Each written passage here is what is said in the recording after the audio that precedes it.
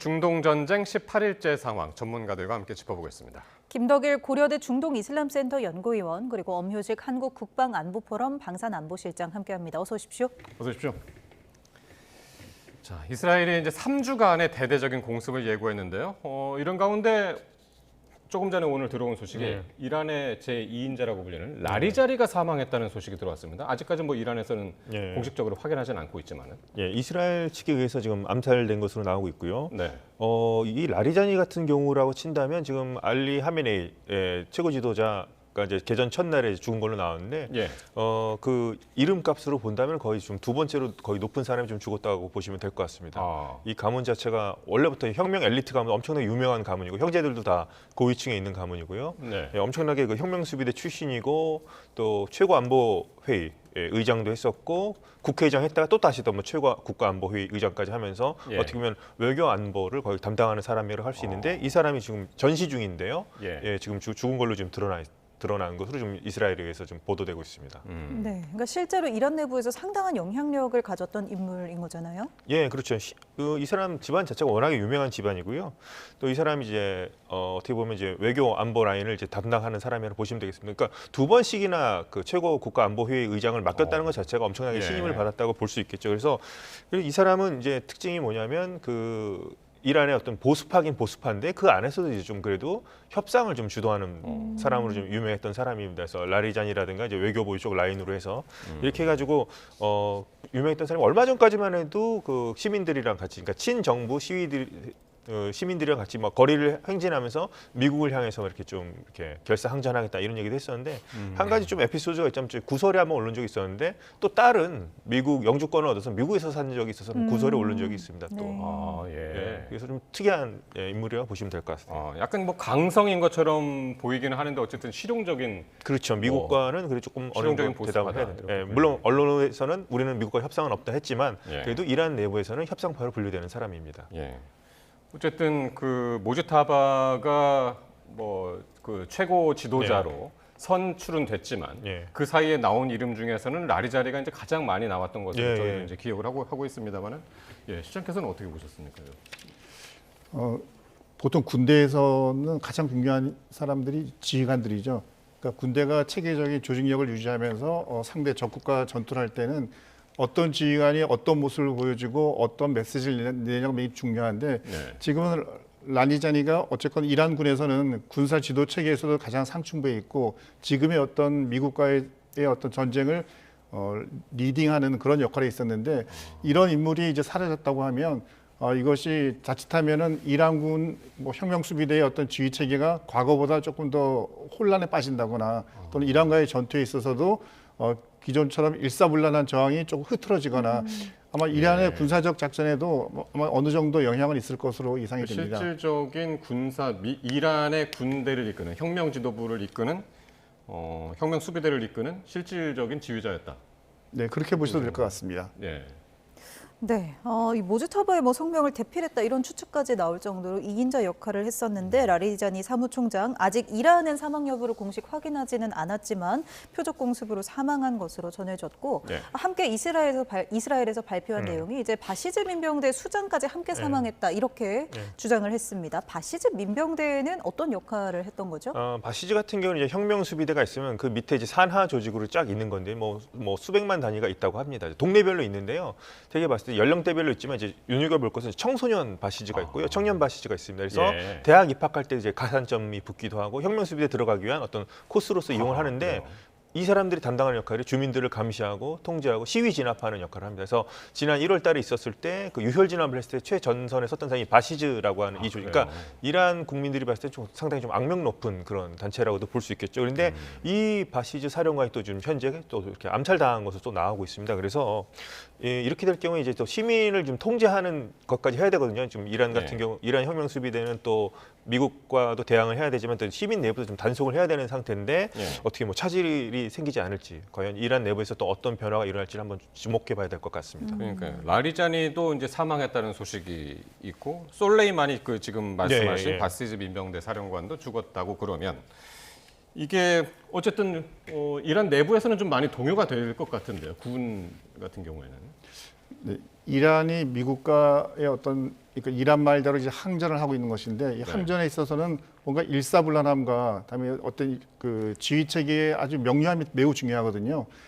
이런 고위층이 한 명도 아니고 당장 하메네이부터 예. 그리고 이제 모지타파도 사실 뭐 정확한 건 아니지만 미군의 공격 때문에 뭐 안면에 훼손이 있었다라는 이야기도 있지 않습니까? 그러니까 주요 지휘관 최고의 지휘자들이 이렇게 암살당하거나 또는 부상당한 상태가 이어지고 만약 이 다음 사람이 나왔는데 또 이 다음 사람이 이스라엘이나 미군의 뭐 폭격으로 인해서 또 사망이 된다면 아마 이란으로서는 지속적으로 항전 의지를 표명하거나 전투를 수행하기에 지장이 있을 것으로 예상이 됩니다. 예. 네. 그리고 조금 전에 저희 보도에도 나왔는데 이 모즈타바가 공습 직전에 야외 정원에 나갔다가 간신히 죽음을 면했다는 이란 당국자의 육성이 공개됐다는 발표가 있었습니다. 네. 이게 사실이라면 이 큰 부상을 입었다는 그 설에 좀 신빙성이 더해지네요. 예, 그렇죠. 근데 이란 당국자의 육성을 참 어떻게 입수했는지도 상당히 네네. 참 신기하기도 합니다. 근데 이렇게 봤을 때는 상당히 좀 크게 다쳤을 것 같은 생각이 듭니다. 간신히 이제 뭐 정원에서 했지만 죽음을 면했습니다만 아마도 그 폭격에 의해서 그 심각한 부상을 피하기는 힘들었을 것처럼 보이고요. 예. 그렇기 때문에 지금 많은 추측이 있는 거겠죠. 지금 현재 뭐 국내에 있는 것이 아니라 좀 외국에 있는 것이 아니라 이런 추측을 낳는 것 같기도 하는데 러시아에 있다고 예, 그런 그런 얘기가 나오고 해서 보도가 제가 봤을 있잖아요. 때는 아무래도 이제 뭐 이란 만약에 러시아에 있다면은 이란이 네. 좀 안보가 불안할 수 있으니까 러시아가 좀 더 안전하기 때문에 갔을 수도 있고 뭐 의료 기술이 좀 더 뛰어날 수도 있기 때문에 아마 네. 러시아로 갔을 수도 있다는 추측이 있는데 여기서 확실한 거는 생각보다 부상이 죽음을 간신히 모면할 정도로 근처에서 큰 폭격을 당해서 큰 부상을 입었구나라고 추측해 볼 수 있을 것 같습니다. 예.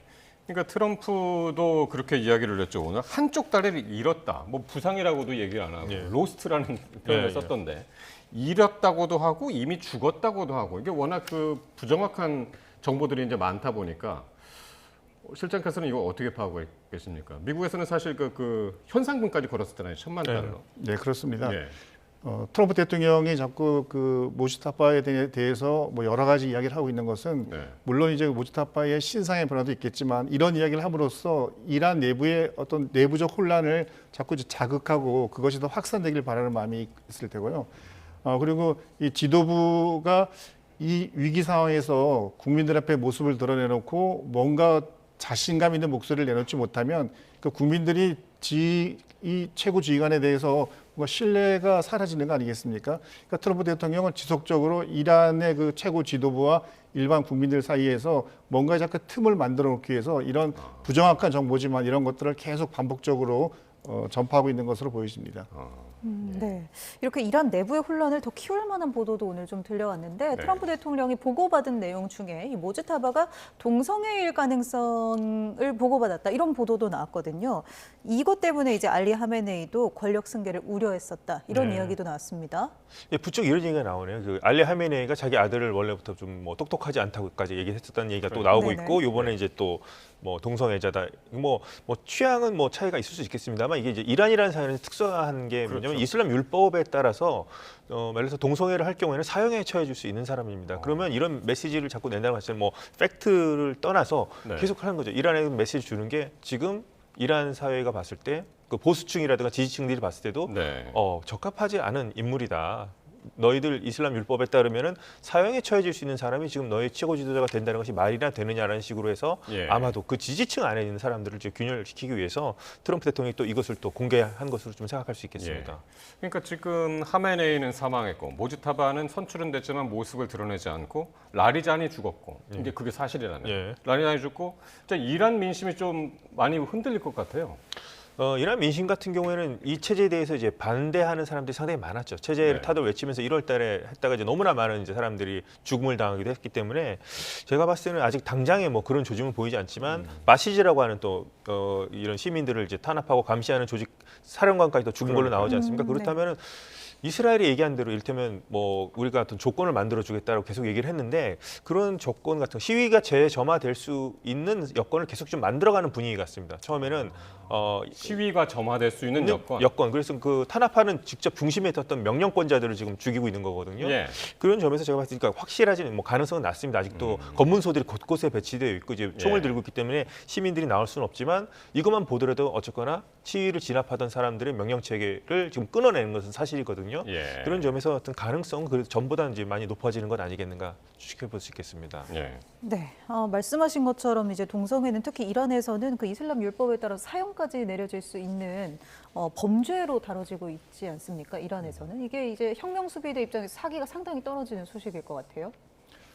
실제 만약 정말 동성애자라고 하면 이란 사람들이 깜짝 놀랄 일이죠. 이란에서는 도저히 용납할 수 없는 그런 종교적 신념이나 모든 면에서 이거 맞지가 않는 것이고, 특히 하메네이 다음에 이란의 지도자로 임명된 사람이 그런 상태라면 그 정권 자체가 존속하기가 어려운 상태 아니겠습니까? 그래서 이제 이런 이야기들은 이란 정권의 어떤 안정성을 흔들기 위해서라도 지속적으로 언급이 되고, 그리고 이제 이런 것들이 정말 이란 사람들에게 영향을 미쳐가지고 정말 이 그 모주타파를 믿을 수가 없다.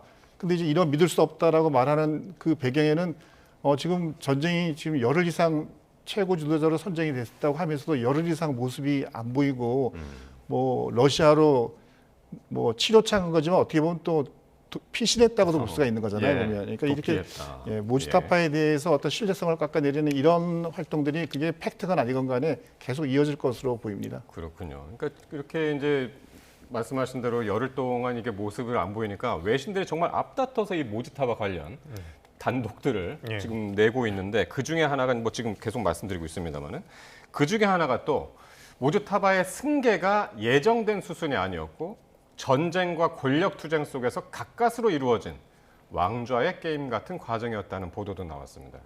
어떻게 보셨습니까? 선출 과정. 예, 그렇습니다. 그러니까 모스타바 그때 얘기가 나왔을 때도 왜 이렇게 선출이 이제 공백이 이렇게 길어지냐 했었을 때도 네. 나왔던 게 이를테면은 뭐 선출하는 과정에서 어떤 암살이 뭐 위험이 있기 때문에 선출하는 그 전문가 회의라는 게 있었는데 그것도 이제 이스라엘이 폭격도 하고 했으니까 그런 뭐 안보상의 문제 때문에 그런 거 아니냐 아니면 그 다음 얘기가 바로 내부의 권력투쟁 때문이라는 설이 있었는데 예, 내부 권력투쟁이 분명히 있었다는 게 이제 드러난 것으로 이제 볼 수 있겠고요. 예. 거기서 이제 온건파라든가 또 이제 또 강경파로 나눴던 것이죠. 근데 그 모스타바 같은 경우에는 상당히 이제 결격 사유가 많은 거죠. 하메네이의 아들이기 때문에 세습으로 간다는 점, 어떻게 보면 혁명 정신을 부정하는 것이고요. 그리고 어떻게 보면 이제 지금은 종교 법학자라고 하지만 급이 그렇게 높은 법학자도 아니었기 때문에 예. 결국에는 정치적인 임명이었다 볼 수 있는 거겠습니다. 그래서 강경파라든가 그 혁명 수비대를 중심으로 한 사람들이 내세운 후보였고 그 안에서 이제 반발이 있었다는 거겠죠. 이 사람으로 갖다는 안 된다 이런 식으로 해서 예. 그래서 이란 체제 같은 경우가 지금 신정 체제라서 되게 공고해 보이고 일체감이 있어 보이긴 하지만 그거가 사실과 다르다는 거죠. 그 내부 사정은 엄청나게 균열이 되어 있고 예. 상당히 파벌간에 나뉘어져 있다. 의견이 통일되어지지 않다는 것을 이번 이 점만 보더라도 이제 드러나는 사실이라고 볼 수 있겠습니다. 네, 이렇게 이란 지도부가 좀 분열되어가는 이런 상황에 또 말씀하신 것처럼 이란 내부 시위가 좀 점화될 여건을 이스라엘이 만들고 있고 그리고 이제 전황이 중동 전쟁에서 새 국면으로 열렸다고도 볼 수 있는 게 레바논 남부에서 이스라엘이 새 지상 작전을 개시했습니다. 지상전까지 이렇게 열렸다는 거는 어느 정도 국면이 좀 전환되는 걸까요? 지금 이제 많은 사람들이 예측하기에는 미군이 과연 지상전을 이 이란 전역에 투입할 것이냐가 있고 상당수의 많은 사람들은 현실적으로 승리할 가능성이 높지 않기 때문에 그러지 않을 것이다라고 하는데 이란을 대리해서 싸우고 있는 레바논의 헤즈볼라는 그동안 꾸준히 그 이스라엘 근처에서 로켓을 쏘거나 여러 가지로 이스라엘에 대한 공격을 해왔지 않습니까? 네. 그래서 이제 이스라엘 입장에서는 좀 더 강경하게 이번 기회에 헤즈볼라와 같은 세력들을 완전히 제압하기 위해서 일부 지상전을 시작한 것으로 보이는데요. 지상전의 시작이 과연 이것이 이스라엘의 레바논 지상전으로만 끝날 것이냐 아니면 이것이 미군까지 영향을 미쳐서 미군도 과연 지상전에 같이 연계해서 들어갈 것이냐 이것은 이 전쟁을 바라보는 미국과 이스라엘도 약간 그 군사적 목표의 차이가 있기 때문에 이스라엘의 이러한 모습이 미군까지 그대로 갈 것 같지는 않습니다. 그래서 레바논에 대한 이스라엘의 지상전은 기존부터 있었던 헤즈볼라에 대한 어떤 그 완전한 그 세력의 종식 이 차원에서 작전이 진행되는 것으로 보이고 이것을 지금 이란전 전반적인 지상전의 어떤 새로운 국면 전환 이렇게 보기까지는 조금 좀 이른 것 같습니다. 그러니까 헤즈볼라를 제거한다는 건 사실 미국 입장에서는 최우선 순위는 아니잖아요. 맞습니다. 레바논 헤즈볼라는 사실 이스라엘 입장에서는 굉장히 괴롭히는 세력이기 때문에 제거해야 될 어떤 적이지만 미국 입장에서는 그쪽까지 굳이 전투력을 투사할 필요는 없거든요. 그래서 이것은 일단 이스라엘을 괴롭히는 레바논 헤즈볼라를 그냥 종식시킨다는 이 측면에서 일단 의미를 부여할 수 있는 것이고 이것이 지금 전장에서 한 단계 더 진전된 지상전으로의 전환까지 보기에는 아직은 조금 더 지켜봐야 될 것 같습니다. 그러니까 지금 서로의 공격 양상이 이제 공습이었다면 미사일이나 이제 뭐 드론. 그래서 이제 지상전으로 과연 이게 전개가 될 것이냐. 네. 뭐 그게 미군이든 아니면 뭐 이스라엘이든. 예. 근데 이스라엘이 한번 그 레바논을 한번 지상전을 한번 투입했다가 예.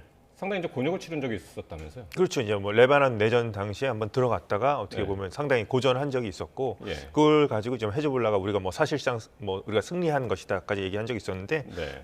이스라엘 같은 경우는 그 헤즈볼라는 지금 레바논 안에서도 이제 무장 해제를 하기로 했는데 지금 안 하고 있는 상태이기 때문에 네. 이스라엘이 한 번은 어떻게 자신들이 공격을 하고 싶어하던 차에 헤즈볼라가 로켓을 먼저 발사했거든요. 네. 그 신호와 동시에 이제 공습을 시작하고 이번에는 이제 지상군까지 투입을 한 겁니다. 그래서 이스라엘은 이제 기다려 왔다고 볼 수 있어요. 어떻게 보면 이 작전을. 그렇기 때문에 네. 이러한 전쟁과 이것은 좀 별개로 봐야 될 것인가, 아니면 같은 전선으로 봐서 해야 될 것인가. 만약에 휴전 얘기가 나온다면 여기까지도 이제 포함해서 이스라엘 공격을 중단하라고 이란이 요구할 것인가까지도 한번 지켜볼 필요가 있을 것 같습니다. 이렇게 나눠서 봐야 될지 아니면 같이 묶어서 이걸 봐야 될지.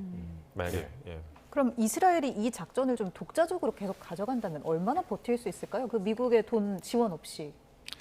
이스라엘은 이미 레바논하고 몇 번의 전쟁을 했지 않습니까? 그리고 이스라엘은 이번 전쟁에서도 미국보다 굉장히 상대적으로 더 강경한 그런 전투 입장을 취하고 있어서 군사력으로는 우세할 수 있지만 레바논 역시 정규전 부대가 아니라 약간 비정규전 또 테러 형식의 어떤 공격 작전을 펼치고 있기 때문에 이것을 단기간에 완전한 승리, 완전한 종식까지는 어려울 것 같고 지금 단계에서는 이스라엘은 레바논 헤즈볼라가 더 이상 이스라엘 쪽으로 로켓이나 미사일을 쏘지 못하는 수준까지만 군사작전을 하고 조금 더 상황을 지켜보다가 그럼에도 불구하고 정말 또 레바논 헤즈볼라가 이스라엘에 대해서 지속적인 공격을 한다면 그때는 아마 전면적으로 이런 전투병력을 투입해서 점령 작전을 전개할 것으로 보입니다. 예.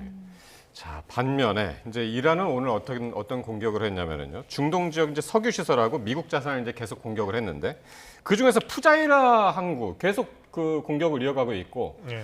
그리고 샤 유전요. 예. 이게 이제 아부다비에 있다고 그러는데 예. 거의 비슷한 지역에 있는 예. 것 같습니다. 아랍에미리트 연합 예. 그 구역 안에. 예. 예, 요 공격 양상은 어떻게 보십니까? 이거는 이제 이란 같은 경우에는 그동안에 우선 이란 같은 경우도 호르무즈 해협을 뭐 소유권으로 갖고 있는 거 아니고 이제 항해의 자유를 보장해야 되는데 지금 계속해서 어떻게 보면 이제 막고 있는 거죠. 그런데 호르무즈 해협으로 석유 한 방울도 못 나가겠다 얘기를 했었는데 후자이라 같은 경우는 이제 아부다비 쪽 유전으로 해서 육로로 해서 호르무즈 해협 밑으로 해서 이제 나가는 거기 때문에 호르무즈 해협과는 이제 연관이 없고 바로 이제 후자이라는 오만만과 인도양으로 연계되는 이제 항구가 있기 때문에 예. 호르무즈 해협을 거치지 않고 이제 육로로 갈 수 있는 항구인데 여기까지도 이제 공격을 한 겁니다.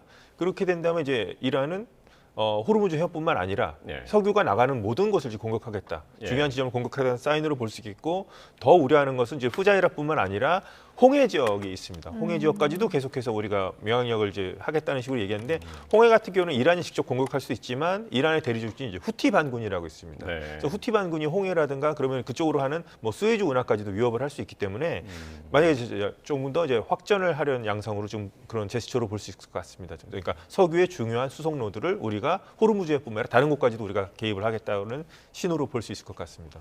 네, 계속해서 이 호르무즈 해협을 꽉 쥐고 있는 이란의 양상인데 특히 사거리 2,000km급의 고체 연료 미사일 발사를 시작했다는 소식까지 들려왔습니다. 이게 개전 후에 처음 쓰였다고 하는데 이게 어떤 미사일인 건가요? 네, 이 미사일이 등장하는 것은 이제 두 가지 측면에서 의미가 있습니다. 첫째는 지금 이제 많은 전문가들이 이미 14일째 전쟁이 되고 있는데 과연 미국은 얼마만큼의 미사일을 더 가지고 있을까? 지금 화면이 이게 그 고체 연료 미사일이 발사했다고 했을 때 찍은 영상 같아요. 네, 맞습니다. 네. 미사일 날아가는 궤적 영상을 이제 잡은 것인데요. 네. 첫째 특징은 고체 연료 미사일입니다. 그러니까 고체 연료 미사일의 가장 큰 특징은 이게 북한도 주로 이런 고체 연료 미사일만 가지고 있는데요. 보통 미사일은 연료가 액체로 되어 있어가지고 밖에 미사일을 가지 나와서 그 미사일에다가 연료를 주입하고 이러다 보니까 시간이 많이 걸리고 시간이 걸리게 되면 아무래도 상대방에게 발각될 의미가 있지 않습니까? 그럼 바로 타격을 받기 때문에 미사일 발사를 못하는 경우가 있는데 고체 연료는 그게 아니라 그냥 가지고 나와서 바로 발사를 할 수 있기 때문에 미군 측에서는 미국이나 이스라엘 입장에서는 이란이 킨잘 미사일을 쏘는데 사전에 발견해서 그것을 타격하지 할 시간이 없는 거죠. 그러니까 이란이 공격하기가 일단 쉬워지는 거고, 둘째는 이 미사일이 날아오면서 그냥 정상적으로 탄도 미사일처럼 이렇게 포물선을 그리고 오는 것이 아니라 네. 마지막 순간에는 변칙적인 기동을 하기 때문에 그래서 지금 저런 모양의 연기가 있는 건가요? 네, 아마 그런 거 정확하진 않지만 변칙적 기동에 따라서 뒤에 그 화염 같은 것이 저런 여러 가지 복잡한 모양으로 나타난 것으로 보입니다. 예. 그리고 이 미사일이 탄두 중량이 약 한 1kg 조금 안 되더라고요. 근데 보통 미사일에서 고폭탄 탄두 중량이 1kg면은 이게 그냥 일반적인 미사일이라고 볼 수 있는데, 지금 이란이 이스라엘 쪽에다가 집속탄 탄두도 많이 쓰고 있지 않습니까? 그러니까 그 안에 여러 가지 수백 개의 자탄이 들어있는 미사일을 쏘게 되면 그걸로 인해서 이스라엘의 민간인이나 군인들이 굉장히 더 많은 피해를 입을 수 있기 때문에 이 고체 미사일을 발사했다는 것은 이란이 미국이 볼 때는 네. 미사일이 고갈돼 가지고 더 이상 전쟁을 못할 것 같다고 하는데, 그게 아니다. 오히려 액체- 더 센 게 나오네요. 그렇죠. 네. 액체 미사일 말고 우리는 이런 것도 있어라고 해서 네. 이란의 입장에서는 미국에 대해서 우리는 아직도 힘이 남아 있고 싸울 수 있어라는 것을 보여주는 그런 의미가 있다고 보겠습니다. 그 이스라엘이 자랑하는 것 중에 하나가 이 요격 시스템 중에 아이언돔이잖아요. 아이언돔 같은 걸로도 이런 건 요격이 힘든가요? 이런 고체 미사일은? 아닙니다. 보통의 탄도 미사일이나 순항 미사일들은 이스라엘이 가지고 있는 에로우나 여러 가지 그런 요격 미사일로 요격을 할 수가 있는데, 아까 잠깐 말씀드렸지만 이렇게 가끔 미사일 중에는 불규칙한 기동을 합니다. 이렇게 정해진 곡선으로 오거나 또는 가고자 하는 방향으로 가면 좋은데, 결정적인 순간에 변칙적으로 상승하거나 하강하거나 하게 되면 우리가 보통 하는 뭐 패트리어트나 이런 미사일로 요격하기가 굉장히 어렵거든요. 근데 지금 그 킨잘 미사일 같은 경우는 그런 기능까지 가지고 있기 때문에 이스라엘 쪽에서 요격하는데 상대적으로 더 어려울 것으로 이스라엘도 피해를 볼 가능성이 많아지게 되는 거죠. 그러니까 지금 이 고체 연료 미사일을 처음으로 발사를 했다라고 이란이 공식적으로 얘기하고, 그 화면도 처음으로 이제 공개를 했단 말이죠. 이 얘기는 진짜 그동안 우리가 그런 얘기를 많이 했었잖아요. 이란이 지금 이제 미사일 발사 횟수가 처음에 비해서 많이 줄었다. 네. 그 공격 횟수가 많이 줄었다. 실제로 많이 그만큼 줄었는지, 아니면 일부러 지금 감추고 있는 건지, 힘을 비축하고 있는 건지 그랬는데, 이게 지금부터 이게 시작이다라고 그러면 정말 새로운 전쟁 양상 같은데요. 예, 새로운 전쟁 양상일 수 있고, 좀 이스라엘에서 이제 그런 얘기가 나왔습니다. 지금 요격 미사일이 좀 부족한 거 아니냐라는 얘기가 나왔는데, 우선 뭐 이스라엘 외무장관은 그렇지 않다고 얘기를 했습니다만, 아마도 이제 이스라엘이 뭔가 요격 미사일이 떨어질 때쯤을 이제 파악을 해서 이란에서 지금까지 숨겨왔던 아마 요번 이제 고체 연료 탄도 미사일 아마 발사한 거를 보이는데, 예. 이게 이제 요번 또 한 발로 끝날지 앞으로 또 계속될지 좀 지켜봐야 될 것 같습니다. 그리고 이게 지금 발사를 했는데 이스라엘 쪽에서는 이제 군사 기밀로 보도 통제를 하겠습니다만, 네. 어느 정도 진짜 피해가 있었는지까지는 그게 좀- 안 나왔어요. 예, 그게 안 나왔습니다. 그래서 안 나왔고, 이제 뭐 촬영 영상 같은 거 보면은 좀 연출된 같은 모습도 있었거든요. 이렇게 사람이 이렇게 손 양팔을 네네. 벌리는 상태에서 이렇게 발사하는 장면. 그래서 그게 좀 피해가 어떻게 나는지 좀 파악을 해야 되겠고, 그다음에 예. 이게 사전에 연출된 그 장면이 날아간 것이 아닌데, 지금 이제 아까 뭐 이렇게 밤하늘 찍은 사진 같은 경우는 진짜 이제 찍은 사진이라면 진짜 발사가 됐다고 볼 수 있을 것 같은데, 좀 확인 절차 필요할 것 같습니다. 예. 예. 이 정도 기술이면 러시아의 기술 지원도 어느 정도 있었다고 보세요? 러시아도 있지만은 상당수 이란의 미사일 같은 경우는 이제 북한으로부터 기술 전수를 받은 것들이 꽤 많은 것으로 알고 있습니다. 뭐 화성이라든가 뭐 이런 미사일 같은 것을 북한으로부터 지원을 받았고, 이란은 이제 북한에게 어떤 뭐 금전적으로 어떤 예. 지원을 하는 그런 서로 간에 이제 커넥션이 있던 것으로 이제 많이 알려져 있습니다. 자, 조금 전에 이제 이스라엘의 레바논 지상전 요 얘기를 했었는데, 지금 미군의 지상전 얘기가 이제 나오는 것이, 그 증거로 중동으로 향하는 미국 해병대원 이 수천 명을 태운 것으로 보이는 미국 해군 군함이 싱가포르 근처 해역을 지나고 있다라는 보도가 지금 나와가지고, 그게 이제 공격 목표가 하르그섬 아니냐? 하르그섬이라는 건 이제 그 유전이 많은 그 지역인데, 아까는 근데 가능성이 낮다고 보셨는데, 미군의 지상전 투입 가능성 다시 한번 좀 말씀을 해주실까요? 지금 이제 일본 근처에 있던 그 해병 신속 기동 부대가 이제 이란 쪽으로 움직이고 있다라고 보도가 나왔지 않습니까? 그 일본 근해에 있던 미 해병대는 평소 주변에 어떤 급변 상황이 생겼을 때를 대비해서 상시 대기하는 부대거든요. 그러니까 전면전을 했을 때를 위해서 준비시킨 부대가 아니라, 그 지역적으로 특이한 상황이 벌어지거나 또는 위기가 발생했을 때 일단 가장 먼저 투입돼서 어떤 상황을 안정시키기 위한 그런 임무를 수행하는데, 여기는 보통 한 해병대 병력 2,500명 플러스 해군 병력해서 뭐 전체 인원으로 따지면 한 5,000명이 된다고 하고 여기는 그냥 해병대가 이렇게 맨몸으로 가는 것이 아니라 우리가 흔히 알고 있는 F-35 스텔스 전투기도 가지고 있고 그다음에 뭐 공격 헬기, 그다음에 그 특수 작전 요원들에서 이 인원들이 특정 지역에 투입되게 되면 부여된 임무를 어느 정도 성공적으로 할 수 있는 정도의 능력은 가지고 있다고 보여집니다. 네. 근데 많은 분들이 얘기하는 것처럼 그 호르무즈 해협을 일단 들어가야 되지 않습니까? 하르그 섬을 가려면. 네. 그러면 유조선이나 화물선이 갈 때에도 이란군의 미사일이나 드론 때문에 굉장히 어떤 피해가 굉장히 가능성이 높은데 해병대가 그 미 해군 함정을 타고 그 안에까지 들어간다는 거는 그냥 예. 표적을 그냥 바치는 거기 때문에 그 자체로 배를 타고 가기는 되게 어려울 것 같고요. 네. 정말 이제 그 안에 있는 일부의 섬들이나 이런 것들을 점령한다라면 해병대가 배가 아니라 다른 수단을 통해서 그 목적한 곳으로 이동은 할 가능성은 있겠습니다. 육상이나 하늘로 갈 수도 있다라는 말씀이신가요? 네, 그렇습니다. 이 해병 그 신속 대응 부대에는 그런 수송하는 헬기들도 같이 있기 때문에 네. 빠른 속도로 이동해서 그 목적한 섬이나 하르그 섬이나 또는 그 호르무즈 해협의 인근에서 이란군들이 미사일이나 드론을 날리는 그런 지역을 선점해서 그런 미사일이나 드론이 날아오지 않도록 하는 그런 작전을 할 수가 있거든요.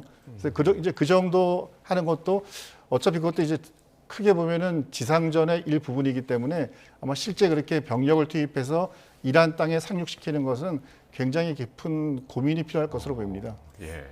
네, 이 하르그 섬이 이란 원유 수출량의 약 90%를 네. 처리하는 이란 입장에서는 이제 핵심 에너지 기지인 셈이잖아요. 네. 그러니까 여기를 공격받는다면 이란 입장에서는 이제 뭐 돈줄이 다 마르게 될 네. 텐데 결사항전을 할 수밖에 없을 것 같은데요.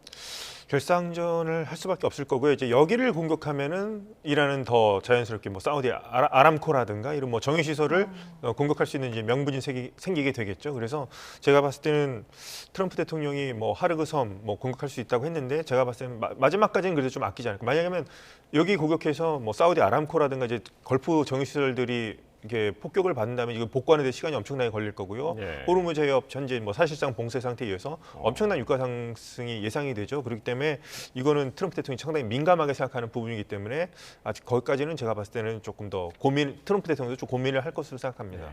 일단은 이동은 하는데 어디로 향하는지는 모르겠으나 그 네. 가능성을 이제 하르그 섬을 가능성을 이제 크게 보고는 있으나 최종적으로 결심을 어떻게 할 것인가 예. 그 결심은 아직 남아 있다는 말씀인 것 같고요.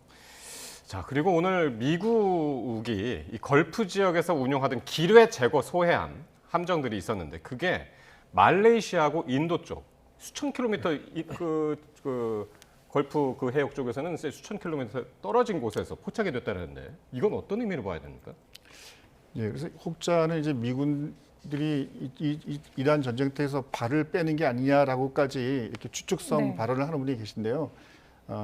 뭐 정확하게 미군 측이 이 배의 이동에 대해서 공식적으로 확인해주지 않았고, 그리고 이 배들이 정말 그 기뢰를 제거할 수 있는 소해 작전을 할 수 있는 그런 배인가에 대해서도 정확히 확인은 되지 않았습니다만, 그게 만약 정말 기뢰를 제거할 수 있는 소해 능력이 있는 배였다면 이 배의 어떤 출발 시점은 이 전쟁이 시작되기 전에요? 전으로 예상이 되고요. 예. 그리고 이런 배들은 보통 한 군데 오래 있는 것이 아니라 일정 기간이 경과하게 되면 좀 병력 교대 또 함정의 교대도 필요하거든요. 그런 측면에서 아마 그 이란 쪽에 있던 이란 근처에 있던 이 소해함을 이동시키는 와중을 일단 추측은 되는데요. 근데 정확하게 이거에 대해서 미군 측도 뭐라고 언급하지 않고 있어서 이거는 조금 더 지켜봐야 될 것 같습니다. 그러니까 지금 네. 그러니까 기뢰 때문에 지금 골치가 아파가지고 여러 국가에 지금 도움을 청하는 그런 와중에 예. 자기네들 당사국이 지금 이제 기뢰를 제거할 수 있는 함들을 미리 뺐다? 예. 이걸 어떻게 이해를 해야 되는 건가요? 아마도 이제 제5함대 기지가 이제 바레인에 있었고요. 이제 뭐 네. 카타르에 이제 알 우데이드 공군 기지가 있고 한데 그 전에 좀 이렇게 비우는 신호는 있었습니다. 그러니까 어떻게 보면 이란의 미사일 사정거리 안에 있기 때문에 그때 미리 좀 비우는 신호가 있었는데 네. 정확한 날짜는 따져봐야 되겠습니다. 그래서 공격을 피하기 위해서 한 걸로 알고 있고 지금 말레이시아 있는 같은 경우에는 제가 알기로는 좀 최신 연안 상륙함으로 알고 있고요. 이제 무인 기뢰를 제거하는 데 무인 시스템이 있는 걸로 알고 있습니다. 그래서 아마 최신식이네요. 예, 최신식입니다. 최신함이네요. 네, 최신함입니다. 그래서 이것을 아직 뭐 실전의 테스트가 제대로 되지 않았다고 해서 아마 뭐 점검이 필요해서 미리 갔을 수도 있고요. 말레이시아 쪽으로. 그래서 여러 가지 지금 뭐 추측 을 할 수밖에 없는 상황인데 네. 지금 이제 뭐 트럼프 대통령이 어떤 기뢰라든가 이런 것을 이제 동맹국들에게 얘기하고 네. 있는 시점에서 그러니까 너희들이 와서 빈자리 그렇죠. 채워라 이렇게도 그렇죠. 좀 이제 읽혀요? 요게 이제 드러나니까 공교롭게도 이제 어떻게 보면 트럼프 대통령이 조금 더 비판받을 수 있는 또 어떻게 보면 더 오해를 살 수 있는 그런 부분이 좀 많이 이제 지금 제기가 된다고 볼 수 있겠습니다. 네, 이렇게 소외함, 미국의 소외함은 걸프만을 좀 빠져나가는 모습이고요. 트럼프가 호르무즈에 이렇게 동맹국들에게 군함 파견을 계속해서 압박하면서 또 우리 주한미군의 규모를 언급했는데 4만 5천 명이라고 트럼프 대통령이 말했습니다만 실제로는 4만 5천 명이 아니죠.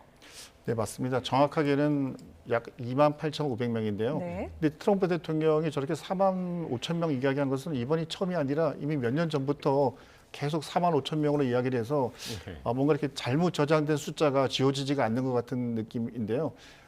물론 이제 의도적으로 숫자를 부풀려서 말했을 가능성도 있습니다. 그만큼 미국이 대한민국을 위해서 정말 주한미군을 보내고 여러 가지 어마어마한 병력과 장비를 보내고 있는데 왜 대한민국은 빨리 자신의 요구에 대해서 답이 없는 거야라는 것을 뭐 좀 압박하기 위해서 숫자를 좀 키웠을 가능성이 있는데요. 예. 근데 뭐 그 숫자가 실제 이미 여러 차례 반복적으로 그 숫자를 언급해서 저게 정말 의도적인 것인지 아니면 진짜 숫자를 혼란을 느껴서 그런 것인지는 조금 좀 애매합니다. 그러니까요. 지난번에 이제 기억하기로는 지난번에 한미 정상회담 할 때도 미국 측에서 우리한테 얘기한 게 트럼프 대통령이 4만 5천 명이라고 해도 그거 바로 잡지 말아라. 그런 얘기했었거든요. 예. 어떻게 그런 상황에서 이거를 그 정부가 그 큰 미국이 이렇게 예. 움직이는지 모르겠습니다. 어쨌든 지금 이게 트럼프 대통령 우리는 끔찍한 외부 위협으로부터 그들을 보호해줬다라는 표현을 하면서 우리 보고 오라고 그런 거였거든요. 예. 근데 이제 오늘 청와대의 홍익표 정무수석이 숙고가 필요하다. 예. 영국, 프랑스, 일본 다 부정적이고 그러면 어떻게 될까요? 우리의 결정은 앞으로. 결정은 해야 되겠습니다. 우선은 네. 이제 뭐 좀 가늠자가 될 수 있다고 보는 게 이제 미일 정상회담이 있겠죠. 거기서 이제 다카이치 총리가 어느 정도 미국과 어느 정도 조율을 하느냐를 보면 우리나라도 대충 이제 어떻게 해야 될지까지 일단 이제 일본 가이드라인이 될 것 정부가 같긴 움직이는. 하고요. 근데 제가 봤을 때는 결정을 하더라도 트럼프 대통령이 좀 즉시 와달라고 하는데 이게 제가 봤을 때는 시간이 꽤 걸릴 것 같거든요. 이게 국회 동의도 필요할 것 같고 하다 보면은 뭐 만약에 트럼프 대통령이 예상하는 대로 호위함을 구성한다는데도 시간이 걸릴 것이고 호위함이 구성돼서 파병한다고 결정이 나더라도 거기까지 뭐 도착해서 훈련하고 투입되는 데는 제가 봤을 때는 뭐 한 달 이상이 걸릴 수도 있고 그 전에 뭐 전쟁이 끝날 가능성도 있기 때문에 예. 제가 봤을 때는 좀 시간이 꽤 걸릴 것 같습니다. 그래서 이건 상당히 신중하게 결정한 문제인데 예. 그런 면에서 어떻게 보면은 트럼프 대통령이 어떻게 보면 이제 이란 쪽을 압박하기 위해서 하는 걸 수도 있다고 보기도 합니다. 제가 봤을 때 이제 네. 실제로 이제 기뢰라든가 이제 호르무즈 해협 봉쇄를 해제하기도 해야 되겠지만 이란 측으로 하여금 연합군이 가고 있다. 이런 사인을 주기 위해서 어떻게 보면 어떤 수사로서 어떤 메시지로서의 측면도 저는 없지는 않다고 생각합니다. 계속해서 좀 오락가락하는 게요. 이래놓고 또 사실은 필요 없었다. 예. 뭐 일종의 무슨 의리 테스트였다 이런 발언까지 또 했잖아요. 예, 그렇습니다. 뭐 네네. 트럼프 대통령의 그렇게 함으로써 어떤 협상이 자신의 어떤 협상의 능력을 극대화하는 것이 이제 뭐 트럼프 주니어도 우리 아버지의 장점이 예측이 불가능한 거라고 얘기를 했다고 공적인 자리에서 얘기를 네. 했으니까요. 예. 예, 특유의 어떤 협상의 기술이라 생각합니다. 예. 어쨌든 우리 정부는 그 파병 요청으로 보기 어렵다 이 얘기를 누가 했냐면 오늘 안규백 장관이 오늘 국회에 나와가지고요 그런 얘기를 했습니다. 파병 요청으로 보기 어렵다. 라고 이야기를 했고 또 외교장관은 이게 파병을 공식적으로 요청을 한 건지 아닌지도 모르겠다. 이렇게 이야기를 했는데 그 발언들은 어떻게 들으셨나요? 우리 외교부 장관이나 국방부 장관이 그렇게 모호한 답변을 하는 이유는 네. 그만큼 이 문제를 어떻게 결정하기가 이제 어렵다는 표현인 것 같고요. 근데 저희가 이제 TV로 많이 봤지만 트럼프 대통령이 대한민국을 콕 찍어서 대한민국이 왔으면 좋겠다라고 몇 번 이야기했지 않습니까? 네. 근데 이제 우리는 들은 게 없다. 정확히 온 게 없다라고 이야기를 하고 있으니까 네. 그만큼 우리 정부에서 고민을 거듭하고 있는 것으로 보여집니다. 일단 뭐 공식 문서는 없었다라는 이야기인데. 네, 오늘 뭐 국회 국방위에서 네. 안규백 장관이 공식적으로 초청받은 것은 없다. 근데 또 외교부 장관은 또 되게 이상하게 말을 했지 않습니까? 뭐 온 것 같기도 하고 아닌 것 같기도 하고 이런 식으로 요청이라고 할 표현했기 수도 있고 때문에 아니라고 할 수도 있고. 네네. 네. 아마 그만큼 이 사안에 대한 결정이 뭐 미국과의 관계에서도 그렇지만 우리 정부가 우리 국민을 바라볼 때도 굉장히 네. 복합적인 문제가 있다 보니까 아마 숙고의 시간을 갖는 것 같은데요. 자칫 이제 이렇게 시간을 끌다가 오히려 트럼프 대통령이 느끼는 일종의 뭐 배신감 같은 거 그런 게 또 우리 안보에는 굉장히 나쁜 영향을 줄 수 있기 때문에 어쨌거나 정부 차원에서는 이런 뭐 고민의 시간을 너무 길게 끌고 갈 것이 아니라 적당한 선에서 어떤 선택을 하고 그거에 따라서 우리가 어떤 쪽이 더 옳은 것인지를 트럼프 대통령에게 좀 전달하는 것도 필요해 보입니다. 네. 그 조 장관이 이제 G7 외교장관 회담에 프랑스에 이제 조만간 갈 텐데 25일부터 27일 프랑스를 방문하면 거기서 이제 루비오 장관과 어쩔 수 없이 대면을 할 텐데 그때 이제 이 얘기가 당연히 의제로 좀 올라오겠죠? 네, 이미 뭐 이틀 전인가 그 루비오 장관과 조현 장관이 이제 전화 통화도 했다고 그러고 그리고 이 정말 비상한 시국에 미국의 외무장관과 우리 장관이 통화했다라면 그냥 안부 전화는 아니었을 테니까 분명히 뭔가 의미 있는 얘기가 왔을 거고 그 이야기에서 조금 더 진전된 내용이 이번에 그 파리 회담에서 이야기가 될 것 같고요. 네. 그렇게 되면 실제 이란 쪽에 우리 대한민국이 어떤 지원을 해야 될지 이런 부분에 대해서 미국의 요구도 좀 더 분명해지고 우리도 네. 조금 더 정확한 입장을 전달할 가능성이 높다고 보여집니다. 예. 그 우리도 우리인데 상당히 이제 의외의 국가가 한 국가가 있었죠. 이제 중국인데 트럼프 대통령이 중국한테도 이제 호르무즈 해협으로 와야 된다 이렇게까지 얘기를 해가지고 말이죠. 근데 어쨌든 그 3월 말 4월 초로 예정된 방중 일정 이것까지 이제 한 달을 연기하자 그렇게까지 얘기했는데 이거는 어떤 의도로 보십니까? 실제로 뭐 중국을 압박하려는 의도인지 예. 아니면 이 전쟁 지휘 때문에 못 가는 것인지 어떻게 보시나요? 이제 겉으로는 이제 전쟁의 지휘가 이제 필요하기 때문에 나라를 뜰 수 없다고 얘기하고 있는데 네. 중국을 압박하라는 목적이 저는 분명히 있어 보입니다. 우선은 이제 주 의제는 이제 관세라든가 이런 문제가 되겠습니다만은 중국은 이란으로부터 어떻게 보면 이제 친한 사이이기도 하고 이제 원유를 이제 어떻게 보면 이제 선별적으로 공급을 받고 있기도 하지만 중국도 어떻게 보면 이게 원유를 공급받고 있다고 하지만은 이제 보험료 상승이라는 인것 때문에 호르무즈 해협에서 이제 계속해서 위협이 되는 건 중국한테도 이제 바람직하지 않을 수도 있는 측면도 있으니까. 계속해서 제가 봤을 때는 중국 너희들이 이란과 친하니까 좀 어떻게 이란을 좀 설득해서라도 어쨌거나 이 호르무즈 해협 봉쇄만큼 지금 예. 사실상 봉쇄 상태인데 예. 이것은 모두에게 좋지 않다. 중국에게 좋지 않고 이란에게 좋지 않고 우리가 모두에게 좋지 않으니까 중국이 이란을 좀 설득하는 과정을 좀 해봐라. 너희들이 그래도 좀 영향력이 있지 않느냐 하면서 중국 측으로부터 어떻게 이란을 조금 이제 봉쇄를 어떻게 해제하는 단계로 가는 걸 우선 아직까지 본격적으로 뭐 호의 다국적 선단이 구성되기 전에 중국으로부터 계속해서 이제 압력을 넣는 걸로 보여줄 수 있겠고요. 중국도 고민이 좀 있을 것 같습니다. 이게 우리가 이란을 설득하지 않으면 미국이 또 관세로다가 어떻게 또 하는 거 아닌가 이런 얘기도 있을 수 있으니까 제가 봤을 때는 좀 시간을 두면서 계속해서 중국을 향해서 계속 사인을 보낸 거라고 볼 수 있겠습니다. 어떤 면에서 보면은 또 이제 한 달 연기하자 그랬으면 이제 네. 4월 말, 5월 초로 연기하자는 네. 건데 전쟁이 그만큼 더 오래 갈 수도 있다라고 계산을 하고 있을 수도 있을 것 같고요. 근데 제가 봤을 때 이제 트럼프 대통령 같은 경우는 2월 28일 날 개전을 했는데 네. 이게 이제 전쟁 권한법, 이제 의회와의 이제 어떤 다툼이 있지 않습니까? 미 의회 승인을 이제 받아야 됩니다. 60일 안에. 네. 그럼 공교롭게도 이제 4월 말이거든요. 그렇게 되기도 하고 이스라엘 같은 경우도 이제 고려를 해보면 뭐 자신들이 이제 유대교 명절인 이제 뭐죠 6월절 4월 1일부터 8월까지 4월 1일부터 8일까지는 공세를 할 수 있고 더하면 뭐 3주 더 할 수도 있다고 얘기를 했습니다. 그래서 제가 봤을 땐 4월 초, 3월 말 4월 초가 고비이긴 하지만 뭐 조금 더 끌고 간다면 4월 말까지 갈 수 있고 아마 그 전에는 뭔가 이제 전쟁의 윤곽이 드러날 것 같습니다. 네. 네, 이렇게 좀 예상보다 전쟁이 좀 길어지면서 이 미군의 사기 저하도 하나의 문제점이 되고 있는 것 같습니다. 급유기 충돌 사고도 있었는데 그 미군 핵 항모에서 화재가 발생해서 진화에만 30시간, 뭐 승조원들 사기 저하 겹치고 있다 이런 보도까지 나왔거든요. 네, 뭐 이런 일은 없어야 되겠죠. 네, 없어야 되겠지만 보통 이제 전쟁을 수행하는 국가에게 중요한 것은 전쟁 지속 능력인데요. 전쟁 지속 능력의 중요한 두 요소는 장비나 물자를 안전하게 계속 공급할 수 있느냐 문제가 첫 번째고 두 번째는 실제 전투를 하고 있는 전투원 군인들이 얼마나 그 여러 가지 편의시설이 지원되는 가운데 불편함을 느끼지 않고 체력을 보존할 수 있느냐도 중요하거든요. 네. 여기 나온 것처럼 무슨 이게 뭐 항공모함에 불이 난다거나 이러면은 굉장히 그 항모에 있는 해군이나 인원들에게 불편함을 줄 수 있겠죠. 보면 그런 일은 당연히 이제 없도록 해야 되는 것인데, 근데 이제 이런 것들 때문에 전쟁 상황에 무슨 결정적인 요인을 미친다거나 또는 네. 미군이 어떤 그 뭐 사기 측면에서 굉장히 그 취약해지는 그런 것까지 보기는 좀 어려울 것 같습니다.